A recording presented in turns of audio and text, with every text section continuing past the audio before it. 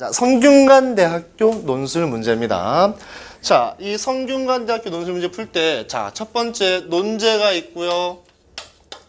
두 번째 제시문이 있는데, 자, 논제가 중요합니까? 제시문이 중요합니까? 어느 게 더 중요해요? 논제가 더 중요합니다. 논제를 얼마나 정확하게 분석했냐에 따라서 좋은 답을 쓸 수 있냐, 쓸 수 없냐 결정되는 거야. 그러면은 제시문부터 봐야 되겠니? 논제부터 봐야 되겠니? 당연히 논제부터 봐야 되겠죠. 논제는 뭐라고요? 주어진 조건이라고요. 제시문은 뭐라고요? 주어진 정보라고요. 조건이 중요해요? 정보가 중요해요? 조건이 훨씬 더 중요합니다. 그래서 항상 조건 먼저 보시고 다음에 정보로 넘어오시면 되겠습니다. 자, 조건부터 봅시다. 문제. 아래 제시문 1에서 5는 서로 다른 사회적 가치를 지지하고 있다. 빗금. 이 제시문들을 두 입장으로 나누고 빗금. 각 입장을 요약하시오. 요약의 동그라미. 자, 정리해 봅시다. 서로 다른 사회적 가치를 지니고 있다.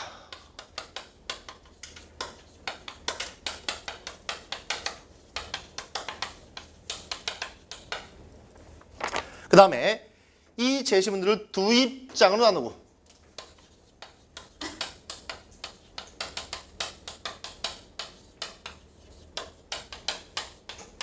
마지막에 뭐 하랍니까?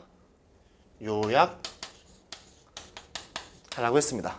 자, 논제가 얘기하고 있는 거는 한 가지, 두 가지, 세 가지가 되겠죠. 그죠? 결국에 무슨 문제야? 요약하기 문제죠. 요약하기 문제입니다. 그죠? 자, 제시문이 몇 가지 있대요? 제시문이 몇 가지 있대요? 1에서 5까지 있대요. 그죠? 1, 2, 3, 4, 5까지 있는데 이것을 두 입장으로 나누라고 했죠. 그죠? 그러면은 입장 A와 입장 B로 나눠지겠죠. 예를 들어서 뭐 동그라미, 동그라미, 동그라미와 뭐 세모, 세모 정도로 나누어지겠죠. 자, 뭐가 있습니까? 뭐가 있습니까? 정답이 있습니다. 우리 혹시 그런 얘기 들어본 적 있습니까? 논술에 정답이 없다? 창의적 글쓰기 중요하다? 다 거짓말입니다. 정답이 있잖아요. 예를 들어서 1번, 2번, 4번이 친구고 3번과 5번이 친구라고 출제했단 말이야. 근데 네가 이걸 못 맞췄단 말이야. 이러면 어떻게 된 거야? 논제 이탈된 거야. 빵점 된 거야. 그러니까 뭘 맞추는 게 중요해? 정답 맞추는 게 중요한 겁니다. 예전에는요, 제시문이 5개가 아니고 4개였었어요. 4개. 그러니까 경우의 수가 몇 개 존재하지 않지. 동그라미, 동그라미, 세모, 세모. 너무 유치하잖아. 동그라미, 세모, 동그라미, 세모. 이거 너무 유치하잖아. 뭐밖에 안 나와? 동그라미, 세모, 세모, 동그라미밖에 안 나와. 그러니까 시험 보러 들어가는 애들이 다 답을 알고 들어가. 문제 읽기 전에 동그라미, 세모, 세모, 동그라미구나. 그러니까 바꿔버렸어요. 5개로. 경우의 수가 많아진 거지. 자, 일단 그건 차치하고 나중에 더 중요한 문제. 뭐가 있다? 정답이 있다라는 거죠. 자, 논제 2번 한번 볼게요. 논제 2번.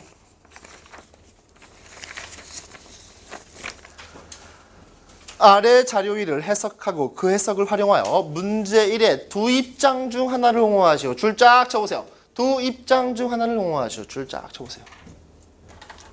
결국에 문제 2번 같은 경우는 자료를 해석한 다음에 문제 1의 두 입장 중 하나를 옹호하는 거야. A란 입장, B란 입장. 너는 맞아. 넌 틀려. 뭐 이런 식이거든요. 이런 식이거든요. 정답이 있습니까? 없습니까?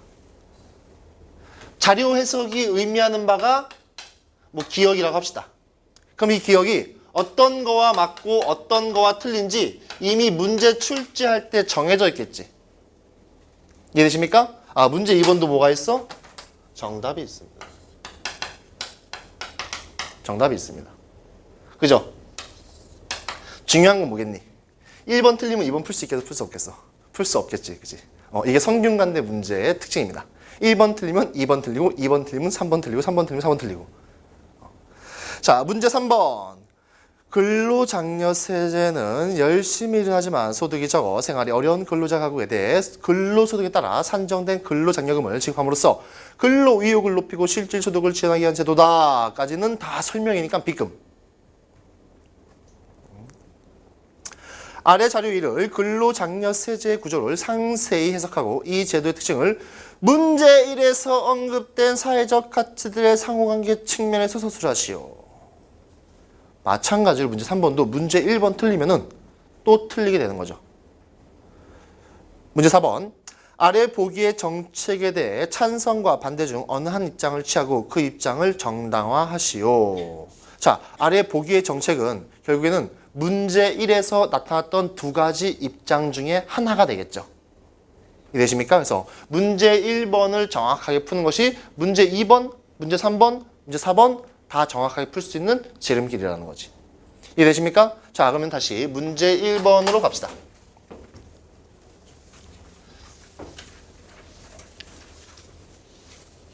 자, 문제 1번. 서로 다른 사회적 가치 두 가지 입장으로 나누고 요약하는 게 문제였습니다. 자, 그러면 제시문 가부터 한번 읽어봅시다. 다른 사람과 견주고 싶은 욕망은 인간이 타고난 본성인 듯하다. 고대 이래로 철학자와 사상가들 경쟁이 경제와 사회에 미치는 영향에 대해서 연구해왔으며 좋은 다툼과 나쁜 다툼을 구별했다.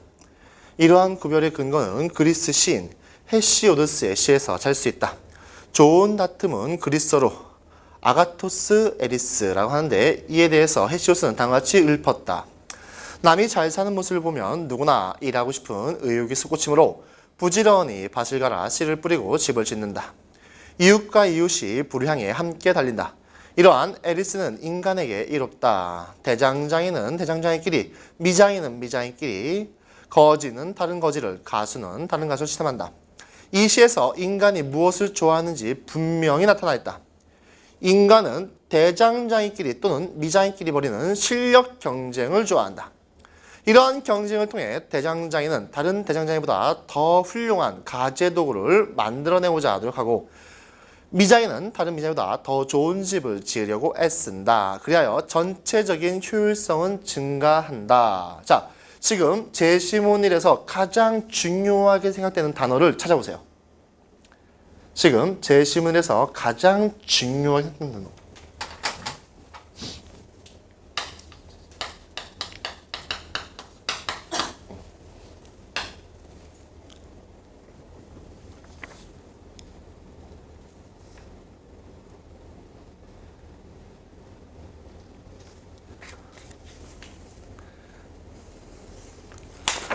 자, 제시문 1이 주로 뭐에 대해서 얘기하고 있습니까?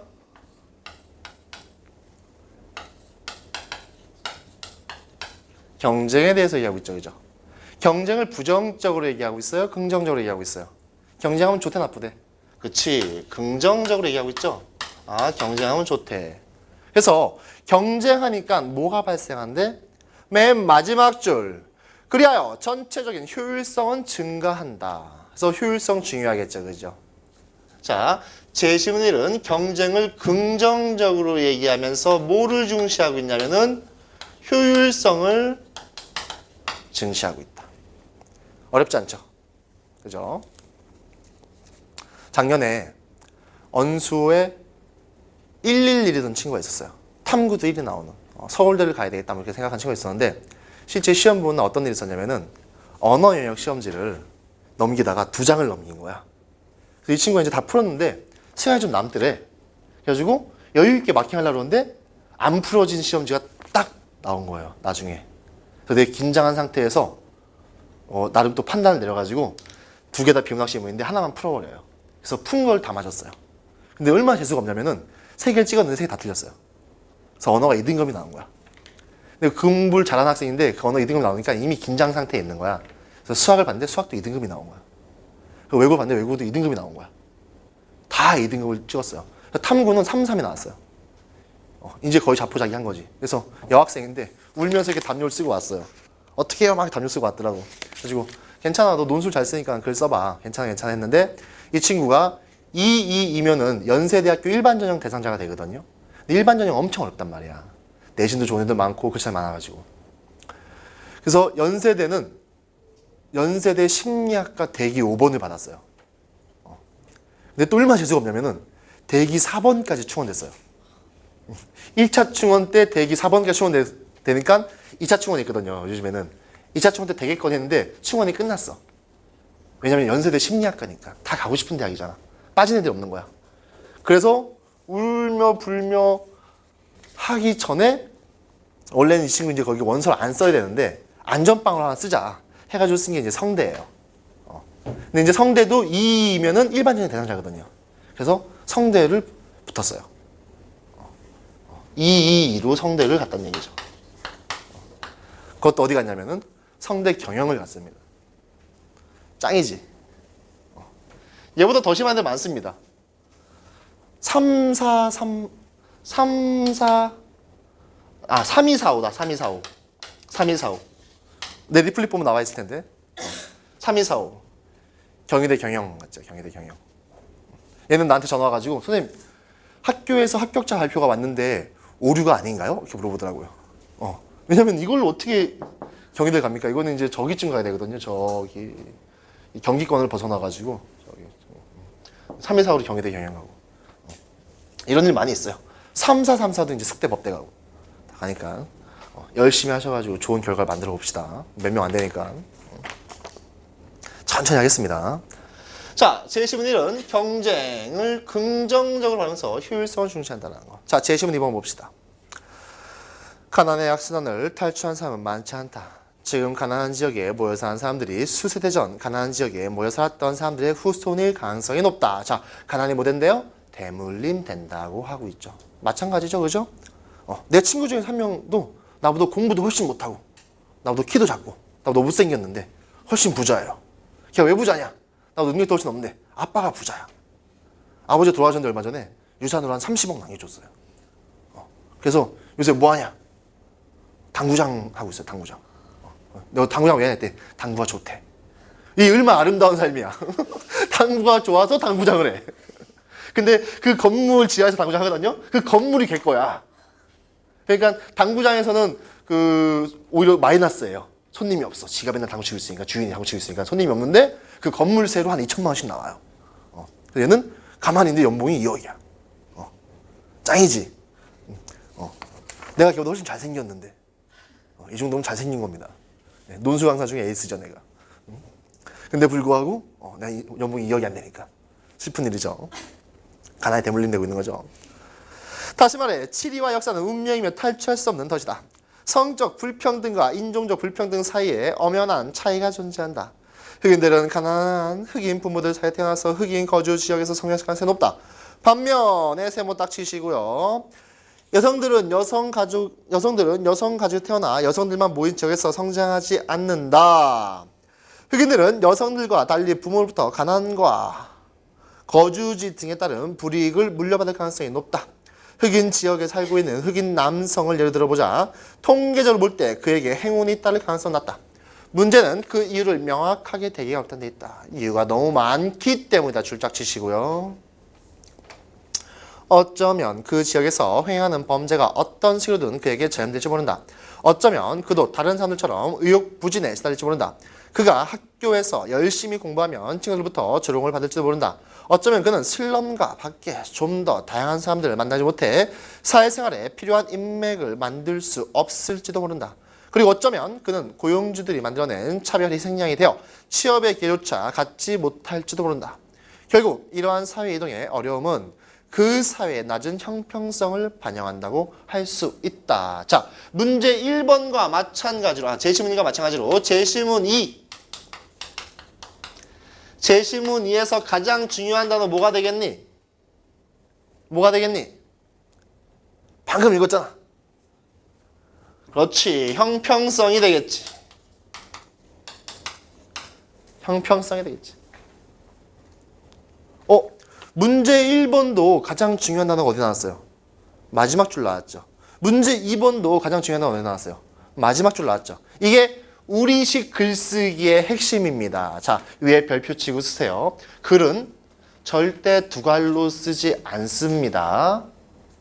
글은 절대 두갈로 쓰지 않습니다. 이러면 우리 고3이니까 두갈이 뭐예요? 이거 안 물어보겠죠? 우리 가끔 이 논술학원 같은데 안 다녀보셨으니까 잘 모르시겠지만 야, 논술은 두갈식으로 써야 돼. 이런 식으로 얘기 들어본 적 있습니까? 다 거짓말입니다. 글은 두갈로 쓰지 않아요. 왜? 여러분들 엄마한테 문제집 사야 돼가지고 돈을 타야 돼. 그럼 뭐라 그래요? 엄마, 10,000원만. 왜냐면 문제집 사야 돼. 누가 이렇게 얘기합니까? 엄마, 문제집 사기 10,000원만이라고 얘기하죠. 우리말은 결론이 뒤에 나오게 되어 있어요. 친구한테 돈 빌릴 때, 야, 100원만. 왜냐면 배고파. 나 빵 사 먹게. 누가 이렇게 얘기합니까? 영어입니까, 이게? 나 배고파 죽겠으니까 빵 사 먹게 100원만 줘. 라고 얘기하죠. 이해되십니까? 이렇게 쓸 수는 있어요. 어떻게 쓸 수 있냐면은, 지금 이거 같은 경우는 1, 2, 3, 4, 5가 답이 정해져 있잖아, 그지? 그러면은, 나중에 우리 글쓰기 또 할 때 알려드리겠지만, 답안에 재심은 1, 3과 2, 4, 5로 나눌 수 있다. 이렇게 하고서 글을 출발할 수는 있어요. 왜? 어차피 정답이 있으니까 정답부터 알려주는 거지. 나 맞췄어요. 교수한테. 이해되십니까? 이렇게 할 수는 있지만 문단 자체를 두갈로 쓰는 거는 완전 난센스라고요. 그 왜 그러냐면은 예전에 이 약간 어설픈 논술 선생들이 그 미국식 에세이 글쓰기를 받아온 거야. 근데 이 미국식 에세이는 그 영어 자체가 이제 그 주장이 앞에 나와버리거든요. 뒤에 비코즈라는 이제 대절 붙여서 다 붙여버리는 거 아닙니까, 뒤에. 그거를 그대로 받아와서 두갈씩 쓰라고 한 거예요. 잘못된 겁니다. 자, 그래서 자, 제시문 2번 보게 되면은 제시문 2번에서는 형평성을 얘기하고 있다는 거죠. 그죠? 그래서 결국에는 이 형평성을 어떤 측면에서 얘기하고 있냐면은 사회적 측면에서 얘기하고 있다. 사회적 측면에서. 그래서 예시를 딱 얘기하잖아요. 뭐를? 흑인은. 흑인을 딱 예시를 얘기하는 거죠. 슬럼가에서 태어났으면 못 벗어나는 거죠. 점점 대한민국도 그렇게 되고 있는데 슬픈 현상이죠. 재밌는 얘기 하나 해줄 거예요. 너무 속마음 지루하니까. 내가 아침에 이제 흰색 셔츠를 입고 왔는데 뭐 흘렸어요. 커피를 흘려가지고 이제 오늘 뒤에 PD님도 오시고 그러는데 흘린 옷을 입고 수업할 수 없잖아. 개강이 그러니까. 그래서 이제 옷을 사러 이 근처에 이제 옷가게가 없어요. 남자 옷가게가. 그래가지고 이제 현대백화점에 있거든요. 갔는데 이 백화점의 구조가 내가 보던 구조가 아니야. 내가 보는 구조는 이제 이렇게 오픈돼 있어 이렇게 왔다 갔다 하면서 이제 구경하면서 이렇게 옷을 살 수 있는 구조인데 여기는 이게 다 폐쇄돼 있어요. 그 코너마다. 근데 봤더니 너무 모르는 이름이 많아. 처음 보는 이름이. 그래서 아는 이름이 2개밖에 없어. 아르마니하고 이거 뭐지? 이거 빈폴하고. 그래서 이제 아르마니는 왠지 뉘앙스가 비싸잖아. 뉘앙스가 비싸가지고 이제 빈폴에 들어갔어요. 그래서 이 셔츠를 방금 사 입은 거야. 그래서 이제 입고서 이제 몸에 잘 맞아가지고 이걸로 주세요 하고서 별로 생각 안 했죠. 뭐 셔츠가 비싸봤자 얼마나 비싸겠어. 깜짝 놀랐습니다. 깜짝 놀랐습니다. 얼마게? 난 잘못 본 줄 알았어. 왜 이렇게 싸지? 근데 그게 아니야. 0이 뒤에 하나 더 있었어. 538,000원. 오늘 문화적 충격을 받고서 열심히 일해야 되겠다. 그래서 난 53,800원? 왜 이렇게 싸지? 자, 슬럼이 조성되면 벗어날 수가 없다니까?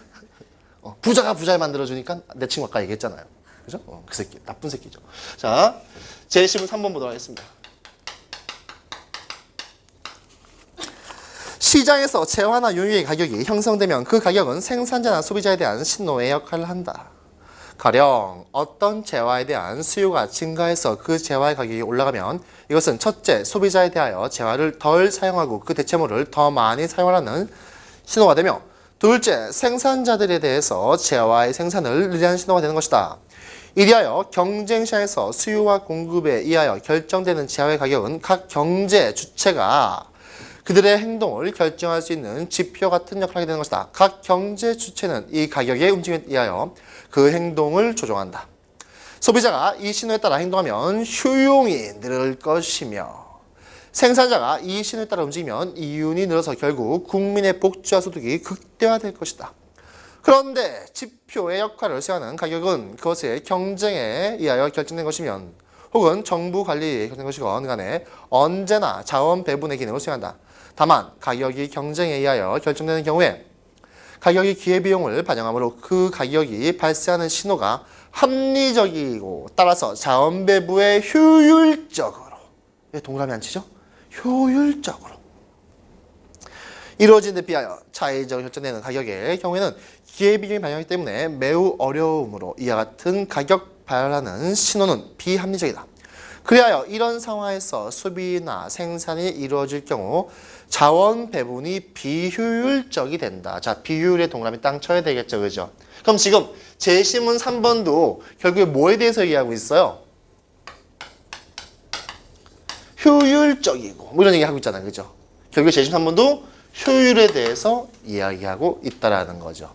그러면은 우리가 지금 문제를 다 풀지 않았지만 1번, 2번, 3번 중에서 누가 친구일까? 얘하고 친구일 가능성이 크겠죠. 왜? 키워드가 똑같잖아. 그지? 얘네들은 효율성을 강조하고 있고 얘는 형평성을 강조하고 있고. 이해되십니까? 자, 제시문 4번. 나쁜 사마리안들 경기장이 평평해야 한다는 개념을 계속 들먹인다. 만일 개발도상국들이 사용하는 보호주의 정책을 허용한다면 부자 나라들은 평평하지 않은 경기장의 낮은 쪽에 높은 쪽을 향해 오르막길을 오르느라 고생하는데 개발도상국들은 높은 쪽에서 낮은 쪽을 향해 내달리며 공격하는 축구팀이 되는 셈이라는 것이다. 모든 사람들이 동등한 자격으로 경쟁을 하게 하라. 이러니 저러니 해도 근본적으로 경쟁이 공정할 때만 시장이 주는 혜택을 수행할 수 있다. 이와 같이 경기장이 평평해야 한다는 누가 들어도 지당한 개념을 들먹인다면 감히 누가 이의를 제기할 수 있겠는가? 그러면 나는 이의를 제기한다. 뭐에 이의를 제기하는 겁니까? 경기장이 평평한 것에 대해서. 그지? 이 경기장이 평평함은 뭐를 의미하고 있는 거겠습니까? 완전한 자율 경쟁을 의미하는 거겠지.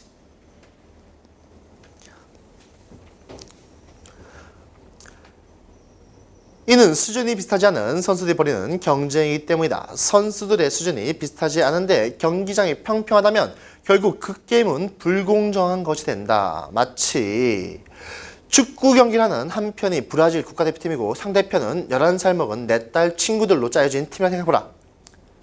그렇다면 여자아이들이 아래쪽을 향하여 내달리며 공격할 수 있도록 허용해줘야 할 것이다. 자, 무슨 얘기입니까? 여자아이들에게, 다시 말하면은 불리한 사람들에게 일종의 플러스 알파를 해줘야 할 것이다. 이런 거죠. 이해되십니까? 자, 7번 보세요. 자, 지금 제시문사와 같은 경우는 완전한 자율 경쟁에 대해서 긍정적으로 얘기하고 있습니까? 부정적으로 얘기하고 있습니까? 부정적으로 얘기하고 있죠. 브라질 대표팀과 초등학교 여자 학생들로 이루어진 축구팀이 어떻게 공정하게 싸울 수 있냐는 거지. 그럴 때는 어떤 축구장 만들어줘야 된다고요? 이렇게 기울어진 축구장. 그래서 여기가 브라질 골대고 여기가 초등학교 여학생들의 골대가 되게. 그럼 공은 자연히 일로 흘러가게 되니까 누가 유리한 거야? 얘네가 유리해지는 거지, 그지? 그렇다고 할지라도 얘들이 축구를 워낙 잘하니까 평평한 경기장이 있는 것과 같을 수 있다. 사회적 약자에게 뭘 해주자는 얘기야? 배려해주자 이런 얘기지, 그지? 그럼 얘는 결국에 이 제시문 4번은 효율성과 형평성 중에서 뭐를 강조하고 있는 거니? 그렇지. 형평성을 강조하고 있는 거지. 형평성을 강조하고 있는 거지. 이해되십니까? 자, 그러면은 결국에 2번하고 누가 친구야? 4번이 친구가 될 수 있겠지. 그러면은 이제 우리 5번만 친구 찾아주면 되겠네요.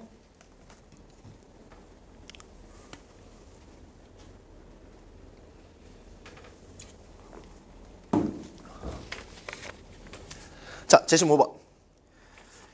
기후변화 협약의 핵심 쟁점은 온실가스 방출량을 삭감하기 위한 구속력 있는 목표의 설정 여부다. 이미 연간 수십만 달러 규모의 탄소 배출권 거래 시장이 형성된 유럽연합은 강력한 규제를 원한다. 반면 개발도상국은 선진국의 역사적 책임, 개발의 필요성을 역설하며 여기에 반대한다.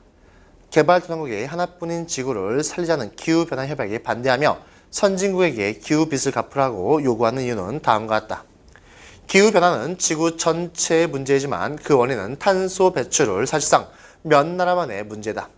예를 들어 미국의 혼자 전 세계 이산화탄소 배출량의 5분의 1을 차지하고 상위 10개국 이산화탄소 배출량이 합치면 전체의 60%를 훌쩍 넘긴다.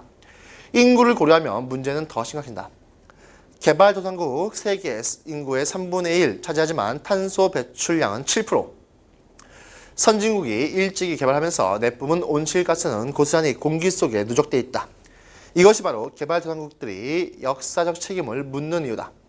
남아시아와 사하라, 이남 아프리카 등 전 세계 16억 명의 전기를 공급하지 못하는 동안 미국 플로리다 에어컨 한 대는 1년 동안 캄보디아 사람이 평생 내보내는 탄소를 뿜어내고 있는 것이 현실이다. 자, 칠판 보세요. 자, 제시문 지금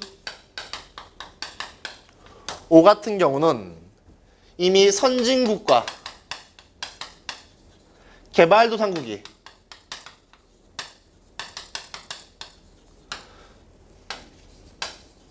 동등하게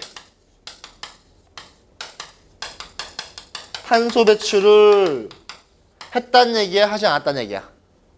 하지 않았단 얘기지, 그지? 선진국은 어떻게 했단 얘기야? 아주 많이 배출했고, 개발도상국은 아주 조금 배출했고, 그죠?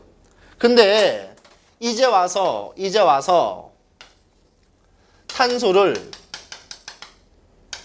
탄소 배출 제약을 동등하게 하자라는 논의는 맞단 얘기야, 틀리단 얘기야? 그렇지. 틀리단 얘기지. 안 된다 이런 얘기지. 그지? 그럼 얘는 자, 효율성과 형평성 중에서 뭐를 더 중시하고 있는 거겠니? 그렇지. 형평성을 중시하고 있는 거겠지.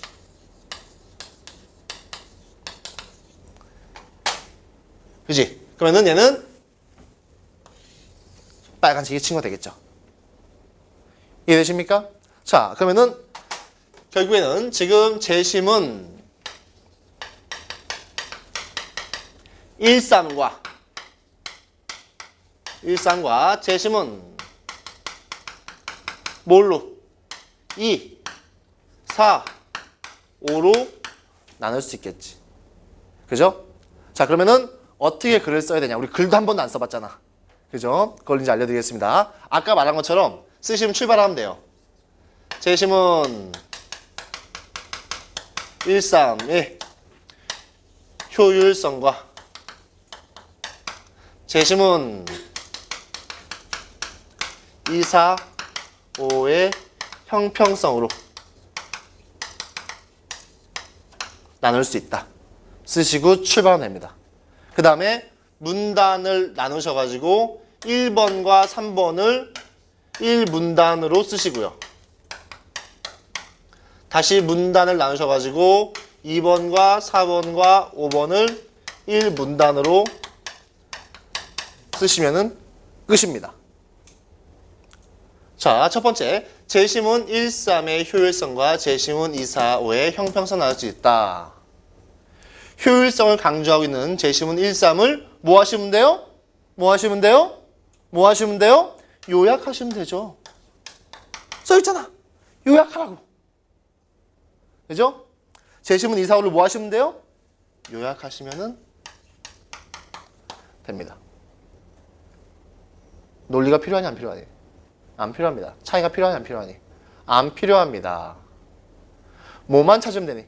정답만 찾으면 됩니다. 정답만 찾아서 정확히 쓰시면 됩니다. 그러면은 이런 질문 많이 해요. 선생님, 그럼 여기서 잘 쓴 아이와 못 쓴 아이는 어떤 차이인가요? 여기서는 잘 쓴 아이와 못 쓴 아이의 차이가 거의 없습니다. 차이가 난다면은 어디서 차이 나겠니? 답을 다 맞췄다면은 어디서 차이 나겠어? 얼마나 요약이 깔끔하게 잘 돼 있는가에서 차이가 납니다. 우리 오늘 좀 이따 배울 책, 요 책 전체가 지금 상당히 두껍잖아요. 요 책 전체가 어떻게 요약하냐가 다 정리되어 있어요. 왜? 모든 논술은 다 요약이니까. 좀 이따 배울 겁니다. 그래서 얼마나 정확하게 요약되어 있냐가 상당히 중요하게 됩니다. 그러니까 결국에는 자, 문제 1번 같은 경우는 정답만 정확하게 쓰시면 된다는 얘기죠. 오케이. 질문. 없다면 문제 2번. 금방 풉니다. 요거 다 푸는데 120분이거든요. 120분인데 문제 1번 몇 분 동안 풀어야 될까? 실제로 시험장이라면은. 말을 해봐. 말해봐. 괜찮아. 얘기해봐. 나하고 말하기 싫어요? 내가 몇 살처럼 보입니까? 말하기 싫군요. 자,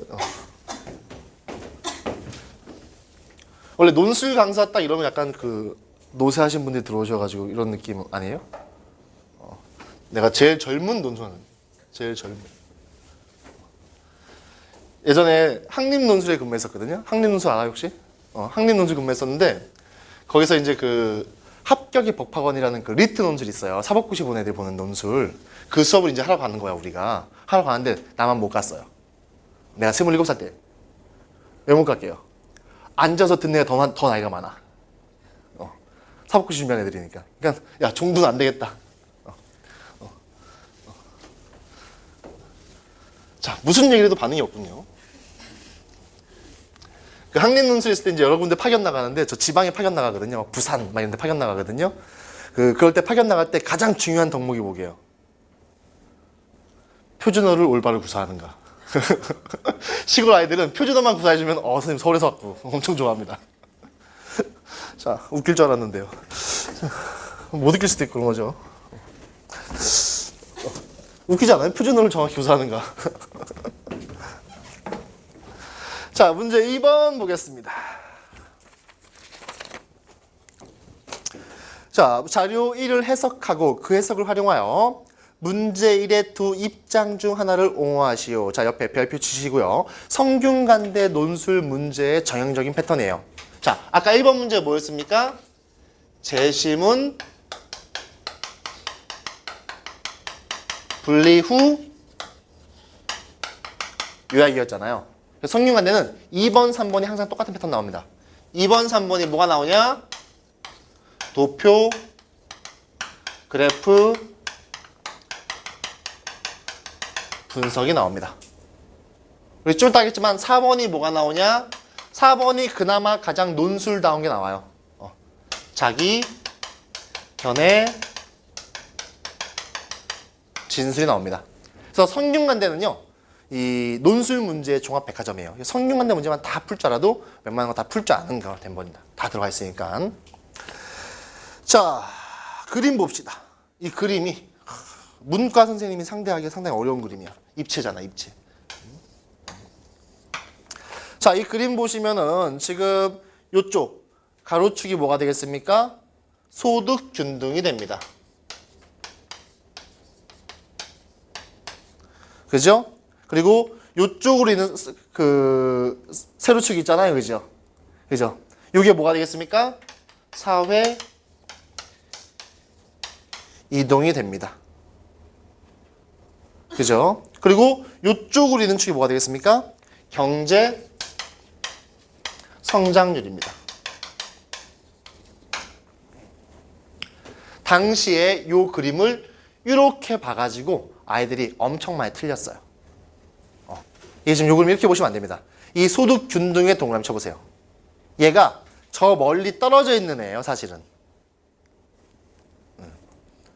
저 멀리 떨어져 있는 애고요. 이거는 다 사회 이동에 관한 글을 경제 성장률로 이야기하고 있는 거예요. 자, 무슨 말인지 알겠습니까? 이 그래프 자체가 소득 균등을 얘기하고 있는 거고 실제로 세로축은 경제 성장률이고요. 가로축은 사회 이동이라는 얘기입니다. 무슨 말인지 이해되시죠? 자, 이거 보시면 지금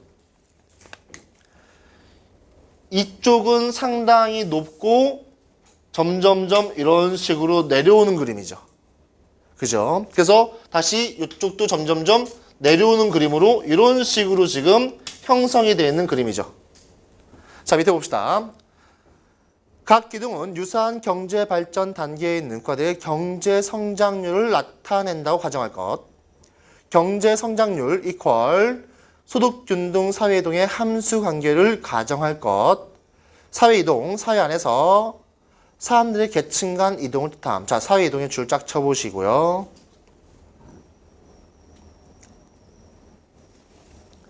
자, 아주 쉬운 도표죠. 무슨 도표입니까? 사회 이동이 많으면 경제 성장이 높게 일어납니까? 낮게 일어납니까?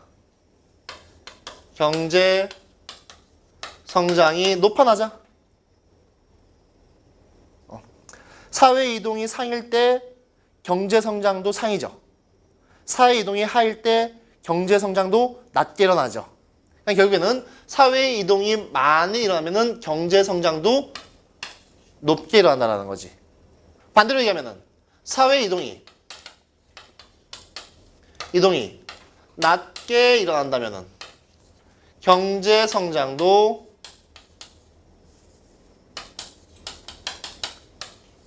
낮다가 되겠죠.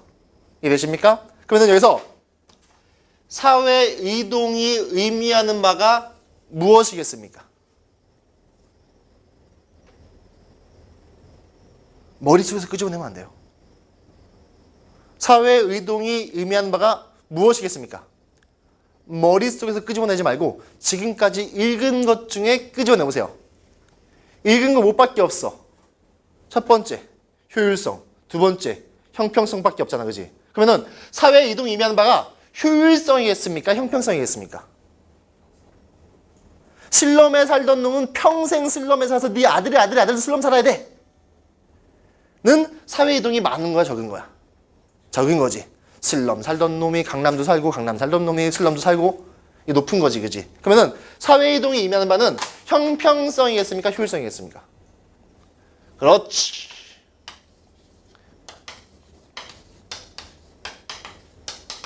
형평성이겠지. 결국에 형평성이 높을수록 이런 얘기죠. 그죠? 사회 이동이 형평성을 얘기한다면은 형평성이 높을수록 모두 일어날 수 있어? 경제 성장도 일어날 수 있어. 자, 정리해 볼게요. 그러면 결국에 이 문제 2번이 얘기하는 것은 형평성이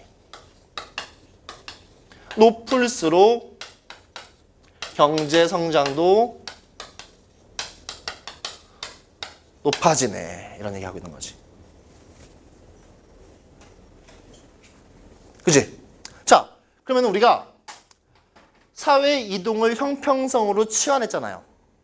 그러면은 경제 성장은 뭘로 치환할 수 있을까? 뭐밖에 없어, 남은 거.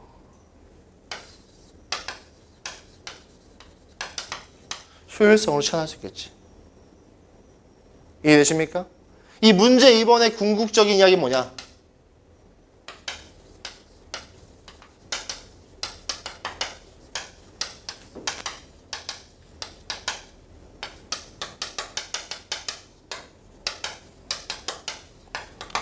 효율성은 형평성을 기반으로 한다, 이런 얘기입니다. 그럼 생각해봐. 열심히 일해서 부자가 될 가능성이 있어. 이 사람들이 열심히 일할 거 아니니. 열심히 일해봤자 평생 가난해. 그럼 뭐다 열심히 일하니? 그냥 노숙자 하면 되지. 어차피 일 안 하고. 어차피 가난한데. 효율성은 형평성을 기반으로 한다, 이거지.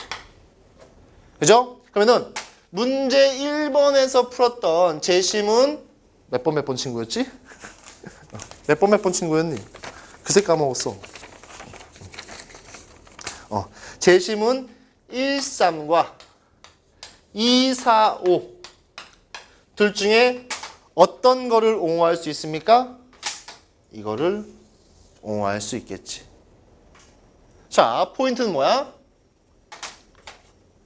문제 1번을 너희들이 정확하게 푼다면은 문제 2번도 그냥 줄줄줄 풀리게 되어 있다는 거야. 이해되십니까? 그래서 문제 1번 푸는 게 중요하다. 자, 문제 3번 금방 풉니다. 문제 3번. 자, 문제 3에 별표 치시고요. 과도하기 어려워요. 과도하기 어렵습니다. 자, 문제 3번 같은 경우는요. 지금 근로장려 세제는 열심히 일을 하지만 소득이 적어 생활이 어려운 근로자 가구에 대해 근로소득에 따라 산정된 근로장려금을 지급함으로써 근로의욕을 높이고 실질소득을 지원하기 위한 제도다.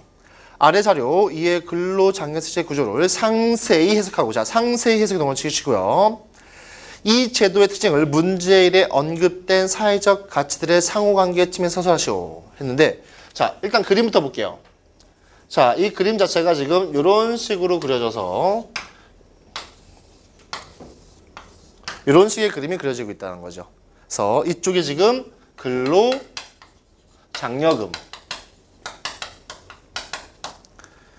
여기서 요거는 800, 여기가 1200, 그리고 여기가 1700 이렇게 되고 있는 거잖아요. 여기가 근로소득. 자, 근로장려금을 여기 가상의 선을 이렇게 그어봅시다. 400이겠죠? 절반을 그러면은 여기가 지금 맥시멈이 지금 140이니까 절반 거서 절반을 이렇게 연결해 버리면은 여기가 70 되겠죠. 이해되십니까? 내가 400만 원 주면은 400만 원을 근로소득을 갖고 있다면은 얼마를 주는 거야? 70만 원 주는 거지. 근데 800만 원을 근로소득 갖고 있다면은 얼마 주는 거야? 140만 원 주는 거지. 요 구간. 지금 의미하는 바가 뭐냐? 요 구간.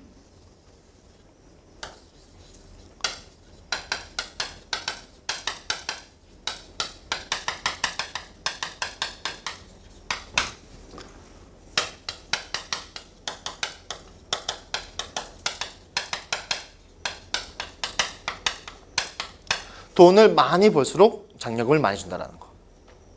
그죠? 근데 800만 원부터 1200만 원까지는 더 많이 벌어도 장려금을 계속 똑같이 준다. 그죠?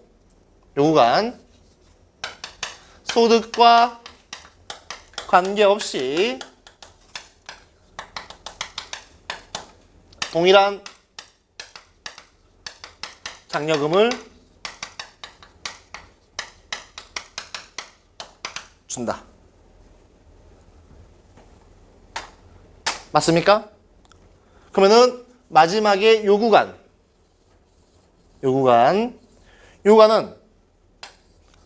어떻게 되고 있습니까? 돈을 많이 벌수록 뭐합니까? 장려금을 조금 준다.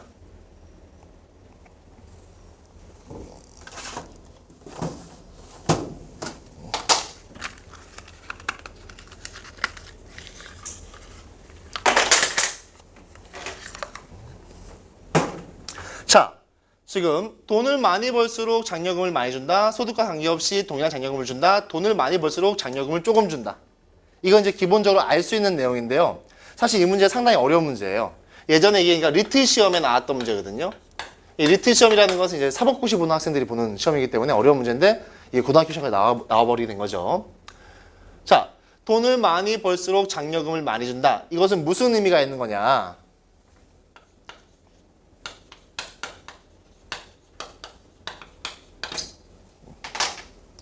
근로의욕을 고취시키려고 하는 거예요. 만약 반대로 돈을 많이 벌수록 장려금을 조금 주고 돈을 조금 벌수록 장려금을 많이 주면은 돈을 조금 번 사람하고 돈을 많이 번 사람하고 별 차이가 없겠죠. 그죠? 그러면은 열심히 일하고 싶겠어? 아니면은 일 조금만 하고 장려금 많이 받고 싶겠어? 그렇지. 일 조금만 하고서 장려금 많이 받고 싶겠지. 그래서 이 부분은 근로의욕을 고취시키기 위해서 돈을 많이 벌면 많이 벌수록 많은 돈을 주는 겁니다. 근데 800에서 1200은 똑같이 주잖아요. 그죠? 이 빨간색 부분. 이 부분은 왜 그러냐?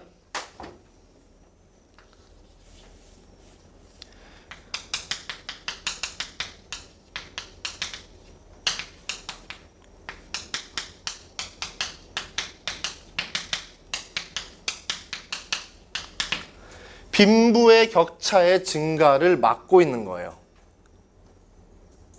뭐 예를 들어서 네 월급이 100만 원이야. 나라에서 100만 원 더 줘. 200만 원이란 말이야. 네 월급이 1000만 원이야. 나라에서 1000만 원 더 줘. 2000만 원 됐잖아. 그러면은 나라에서 번 만큼 더 준다면은 그냥 100만 원 번 사람과 그냥 1000만 원 번 사람의 소득 격차 얼마예요? 900만 원이죠. 그죠? 근데 100만 원 번 사람은 100만 원 더 주고 1000만 원 번 사람 1000만 원 더 준단 말이지. 그러면은 200만 원과 2000만 원의 소득 격차가 얼마입니까? 1800만 원이지. 그지? 격차가 오히려 점점 늘어나게 되겠죠. 그죠? 그런 식의 빈부 격차가 점점 늘어나는 것을 막기 위해서 똑같이 주는 거예요. 똑같은 금액을 받으니까 빈부 격차가 증가되지는 않겠죠. 이해되십니까? 자, 마지막에 요 하얀 부분. 요 하얀 부분은 뭐냐? 사회적 형평성을 고려하는 겁니다.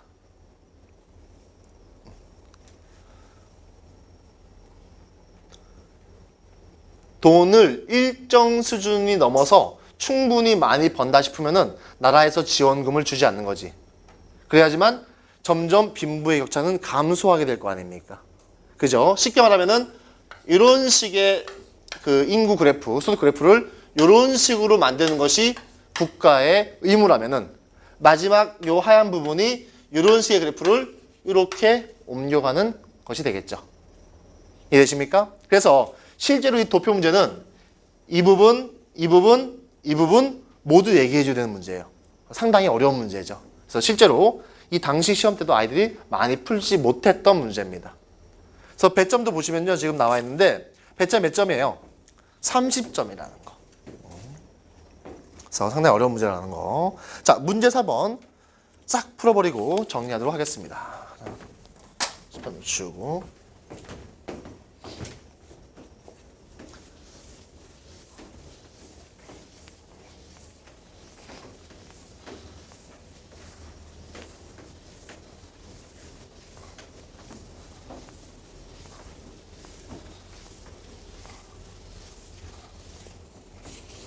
자, 문제 4번. 아래 보기에 정책에 대해 찬성과 반대 중 어느 한 입장을 취하고 그 입장을 정당하시오. 자, 아래 보기. 자, 미리 말씀드리면요. 이 보기는 적극적 평등 실현 정책을 얘기하고 있습니다. 실제 미국에서 했던 것들이에요. 자, 쓰세요. 왜 안 쓰시죠? 아주 중요합니다. 눈 자주 나옵니다. 적극적 평등 실현 정책을 이야기하고 있는 겁니다. 자, 이 적극적 평등이라는 건 뭐냐면요. 만약에 A라는 사람이 있고 B라는 사람이 있어. 그럼 A라는 사람은 능력이 100이란 말이야. 근데 B라는 사람은 능력이 50이야. 야, 니네 둘이 싸워봐. 이러면 맨날 누가 이겨요? 맨날 A가 이기겠지, 그지? 그럼 이제 B는 열심히 싸울 의지가 생겨, 안 생겨? 안 생기겠지, 그지? 그러니까 B한테 플러스 알파를 넣어주는 거예요. 그래서 내가 플러스 40점 줄게. B는 결과적으로 90이 되어서 좀 더 싸워볼만 해졌죠. 이렇게 만들어주는 것이 적극적 평등 정책입니다. 이해되십니까? 뭐 예를 들자면은 실제로 시카고 대학 같은 데 있잖아요. 우리는 이제 뭐 저희 프린스턴이라든지 뭐 하버드, 예일은 안 돼. 시카고 대학 잘 모르는데 시카고 대학도 이제 전 세계 대학 평가 15위, 뭐 20위 하는 대학이거든요. 서울대가 한 50위쯤 하니까 훌륭한 대학인 거죠. 근데 이 시카고 대학에서 실제로 전체 정원의 10%를 유색 인종을 뽑아줘요. 우리 황인이라든지 흑인, 뭐 멕시칸 애를 뽑아준단 말이지. 이 정책을 실현하기 전에 70년 동안 단 한 명의 유색 인종도 들어가지 못했어요. 그 대학에. 다 백인들만 가는 거야. 그러니까 안 되겠다 해가지고 뽑아준다는 얘기죠. 근데 이렇게 유색 인종 뽑아주면은 반드시 뭐가 생기겠니? 반드시 무슨 논란 생기겠어요? 우리 지하철 타면은 예전에 지금도 있나 모르겠다. 지하철 안 탄 조에서 여성 전용 칸 이런 거 있어요? 지금도? 없어요? 예전에 여성 전용 칸 있었거든요. 여성들이 이제 약간 교통 약자잖아. 불평 막 치고 그러니까 그들만 탈 수 있는 칸 만들어줬거든요. 이 여성 전용 칸 만드는 순간 전국에 있는 남성들이 막 리플 나기 시작하는 거 아니야? 그럼 남성은 치워도 되냐? 남성은 더워도 되냐? 자, 이런 식의 적극적 평등 실현 정책은 항상 무슨 논란에 빠지냐?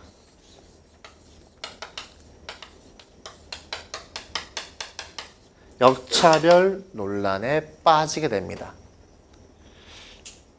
예를 들어서 A라는 대학교에서 100명의 학생 선발할 겁니다.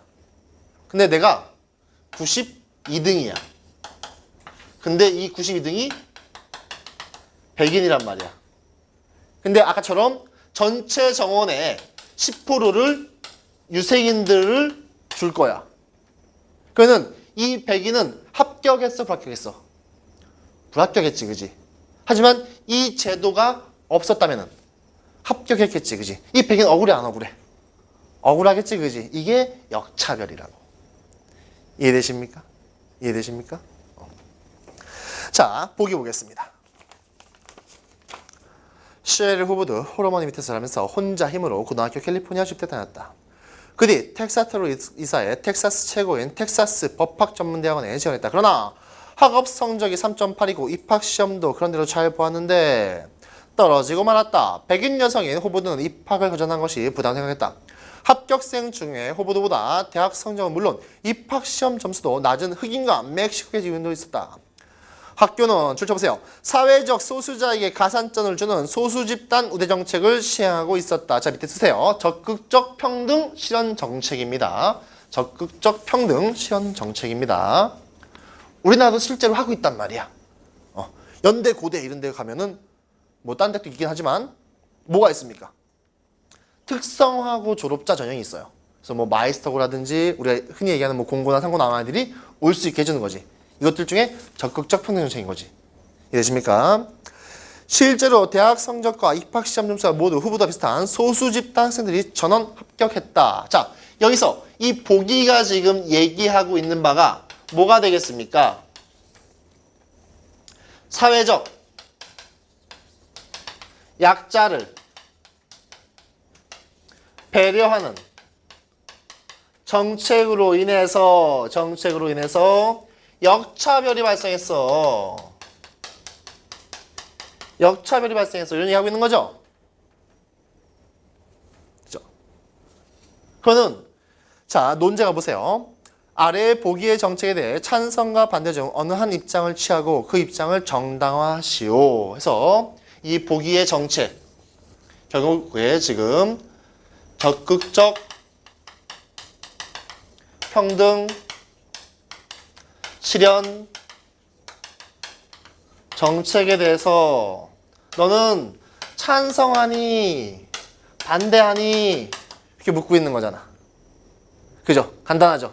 자, 우리 해볼게요. 손 안 들기 없어. 손 안 들기 없어. 손 들으면 다 안 들어. 찬성한다. 난 적극적 평등 실현 정책에 찬성한다. 손 들어 찬성한다. 한 명. 반대한다. 4명. 오. 왜 반대하지? 역차별이 발생하니까? 왜 반대? 왜 반대하지? 그걸 안 하면은 나한테 이익이 될 수 있는데 그걸 실행하면서 나한테 이익이 안 되는 거잖아요. 오케이. 왜 반대하지? 형평성이 어긋나서? 자, 아주 재밌는 상황인데요. 이 적극적 평등 실현 정책을 반대하는 사람들이 꾸준히 있습니다. 꾸준히 있는데 이거는요. 반대하는 논리는 오답입니다. 얘가 정답입니다. 너희들이 참 반대했으면 좋겠어. 다시 말해서 너희들이 참 오답 썼으면 좋겠어. 가 이 보기의 뉘앙스에 있습니다. 자, 다시 한번 보기 볼게요. 셰릴 후보드는 자, 줄쳐보세요. 홀 어머니 밑에서 자라면서 혼자 힘으로 고등학교 캘리포니아. 자, 여기까지. 홀 어머니 밑에 자라면서 혼자 힘으로. 이 내용은 여기 있으나 없으나 상관이 없지. 엄밀히 말하면은. 그지? 근데 이거 왜 있는 거야? 왜 있는 거야? 셰릴 홉 우드라는 여자한테 감정이입을 하세요. 이런 얘기예요. 무슨 말인지 알겠습니까? 텍스트를 냉정하게 읽지 못하세요. 이런 얘기죠. 넌 냉정하게 못 읽으면 떨어질 거예요. 이런 얘기예요. 텍스트가 주는 진실만을 바라보지 못하게 만드는 거란 말이지. 세 번째 줄에 백인 여성인 호보드는 줄 치세요. 이것도 마찬가지입니다. 이것도 마찬가지입니다. 실제로 자 팩트만 바라보게 되면은 여기서 우리가 팩트만 바라보게 되면은 사회적 소수자 우대 정책으로 역차별이 발생했어가 땡인 건데 여기에 이 역차별을 당한 대상을 가난한 여성으로 선정하고 있단 말이야. 가난하지 않은 여성이었다면 만약 반대로 셰릴 호보드는 백만장자의 딸로서 집에 하인들을 거느리고 있었어. 이렇게 나왔다면 또 좀 달라질 수 있겠지. 그지? 결국에는 이런 것들은 팩트와 상관이 없는 내용이란 말이지. 이해되십니까? 자, 이것이 왜 적극적 평등 실현 정책을 찬성하는 것이 정답인지 알려드릴게요. 자, 제시문 2번으로 가보세요.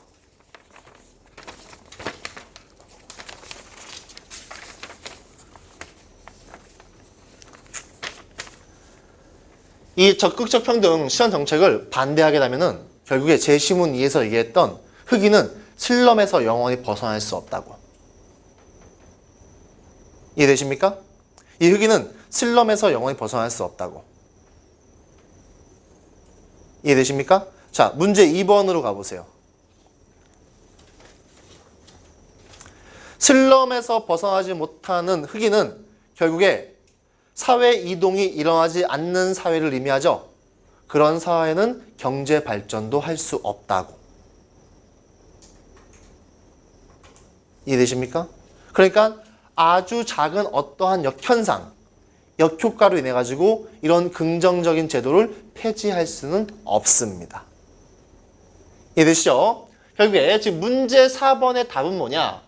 적극적 평등 실현 정책을 찬성하는 것이 정답이 됩니다. 물론 반대하는 글을 쓸 수도 있거든요. 근데 여기서 반대하는 글을 쓰려고 하면은 그 근거가 없어요.